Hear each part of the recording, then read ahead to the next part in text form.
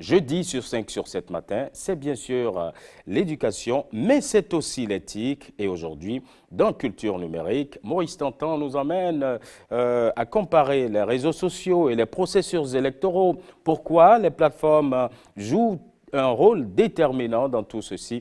On en parle d'ailleurs avec lui. Il est d'ailleurs sur le plateau. Bonjour, mon cher Maurice. Bonjour, Serge. Bienvenue à vous. Merci. Allez, depuis l'avènement du Web 2.0, on est toujours à 2.0 Oui, bon, c'est conceptuel, hein. Il y en a D'accord, qui parlent de d'accord. Web 3.0, ça dépend en fait. D'accord. Allez, depuis donc l'avènement du Web 2.0, les plateformes de réseaux sociaux ne cessent de bouleverser notre quotidien et nos habitudes.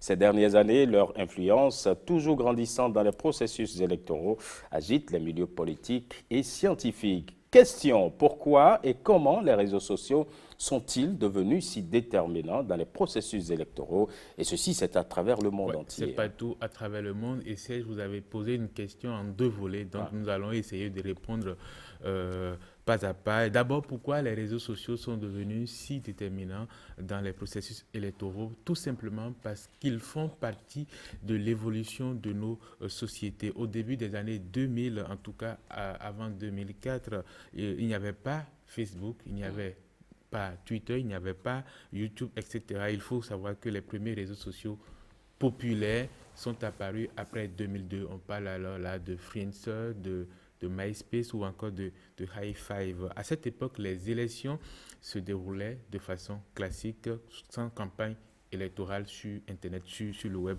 tout simplement. Évidemment, avec l'apparition des réseaux sociaux au milieu donc, des années 2000, on s'est rendu compte que les sujets politiques, notamment en période électorale, ont commencé à s'inviter dans les conversations sur les réseaux sociaux. Et donc, c'est tout à fait normal que les réseaux sociaux commencent à jouer un grand rôle dans les processus électoraux. Quant à savoir comment ces plateformes de réseaux sociaux influencent les processus électoraux, il faut savoir qu'il y a plusieurs explications. D'abord, c'est des outils qui permettent d'entrer en contact avec un grand nombre de personnes, avec un nombre impressionnant d'utilisateurs qui sont potentiellement des électeurs. Il faut savoir que sur Facebook, par exemple, c'est plus de 2 milliards d'utilisateurs mensuels qu'il y a sur la plateforme, sans compter Twitter, Instagram, Instagram ou encore WhatsApp. WhatsApp sur lequel circulent beaucoup de messages au quotidien. Les réseaux sociaux vont changer également la façon dont les campagnes électorales sont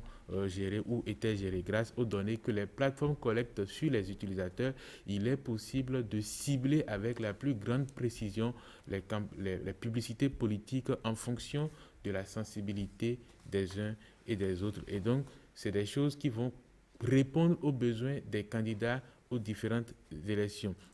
Le premier exemple de cette forme de campagne ciblée, ultra ciblée, je vais même dire, a été exploité, a été révélé donc avec la campagne de Barack Obama en 2008. Et depuis, tous les candidats aux élections à travers le monde vont utiliser la puissance des réseaux sociaux pour atteindre le candidat qui est susceptible de changer de camp à partir des données que Facebook ou d'autres réseaux sociaux collectent sur ses utilisateurs. Et ce n'est pas pour rien que qu'on crée un compte sur Twitter ou sur d'autres réseaux sociaux, les plateformes vont jusqu'à nous demander quelle est notre orientation Sexuel. politique. Oui, notre orientation sexuelle, notre orientation politique. Donc, ils Bien veulent sûr. avoir le maximum d'informations pour nous, Ouais. sur nous, afin de pouvoir nous proposer des informations qui sont susceptibles de nous faire changer d'avis ou bien de nous orienter sur le plan politique. Enfin, alors qu'ils constituent désormais la principale source d'information de certaines catégories de personnes, vous savez, il y a des personnes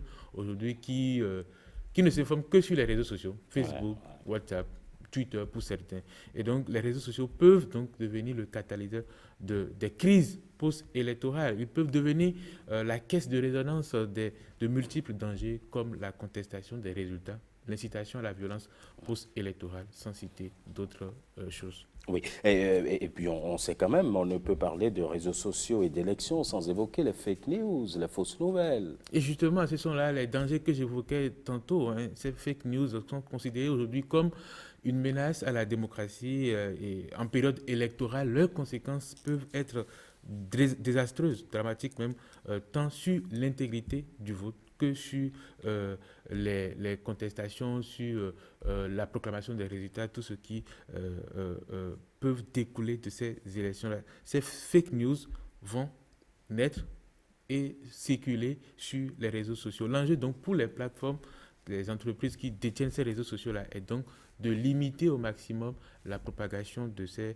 fausses nouvelles pendant les périodes électorales. Facebook et les autres grandes plateformes n'ont pas toujours assumé leurs responsabilités en matière de gestion des fake news en période électorale. Et en 2016, nous avons eu la preuve avec les élections aux États-Unis. Et même chez nous, en 2016, on a assisté à une campagne électorale sur Internet où il y a eu des campagnes de dénigrement à coup d'informations erronées ou à coup de rumeurs sur l'un ou l'autre des candidats et sans que Facebook ou WhatsApp ne puissent rien faire à cette époque-là. Mais depuis le scandale de Cambridge Analytica, vous vous rappelez, Facebook, sûr. Twitter, Instagram, Snapchat et d'autres réseaux sociaux ont renforcé d'abord leur politique de protection des données des utilisateurs. Ils ont aussi renforcé leur mécanisme pour freiner la propagation des fake news. Et l'exemple qu'on a suivi cette année avec l'élection présidentielle aux États-Unis, c'est que, par exemple, à l'approche de l'élection, pendant la campagne électorale, les réseaux sociaux ont commencé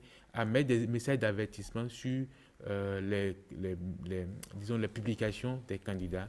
Et on a vu qu'après l'élection présidentielle aux États-Unis, un candidat, notamment Donald Trump, a vite très tôt revendiqué la victoire. Et quand on voit le tweet de Donald Trump, Twitter d'abord a décidé de limiter sa portée et de mettre aussi un message pour indiquer que c'est un message qui peut tromper les gens et que le résultat du vote n'était pas encore définitivement proclamé par l'organisme en charge de programmer les résultats.